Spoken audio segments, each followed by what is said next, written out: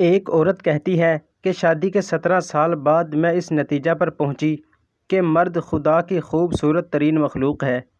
وہ اپنی جوانی کو اپنی بیوی اور بچوں کے لیے قربان کرتا ہے۔ یہ وہ ہستی ہے جو پوری کوشش کرتا ہے کہ اس کے بچوں کا آئندہ مستقبل خوبصورت اور اچھا بنے، لیکن اس قربانی کے بدلے ہمیشہ اس کی سرزنش کی جاتی ہے۔ اگر کبھی فریشمنٹ کے لیے گھر سے باہر قدم رکھے تو بے پرواہ، اور اگر گھر میں رہے تو سست اور بیکار۔ اگر بچوں کو غلطی کی وجہ سے ڈانٹے تو وحشی۔ اگر بیوی کو نوکری سے روکے تو متکبر اور رعب جمانے والا۔ اگر ماں سے دل جوئی کرے تو ماں کا لاڈلا، اور اگر بیوی سے پیاری باتیں کرے تو بیوی کا مرید۔ اس کے باوجود مرد دنیا کی وہ ہستی ہے جو اپنے بچوں کو ہر اعتبار سے خود سے بہتر دیکھنا چاہتا ہے۔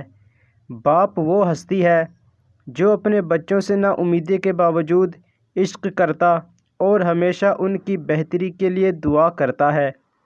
باپ وہ ہستی ہے جو اپنے بچوں کی اذیتوں کو برداشت کرتا ہے جب وہ اس کے قدموں پر قدم رکھ کر کھیلتے ہیں، اور جب بڑے ہو کر باپ کے دل پر قدم رکھتے ہیں۔ باپ وہ ہستی ہے جو اپنی بہترین ثروت، بلکہ جو کچھ اس کے پاس ہے، اپنی اولاد کو بخش دیتا ہے۔ اگر ماں اولاد کو 9 مہینے پیٹ میں اٹھاتی ہے تو باپ پوری زندگی اپنے فکر و دماغ میں لیے پھرتا ہے۔ دنیا اچھی اور خوبصورت ہے جب تک گھر کا سرپرست سالم ہے۔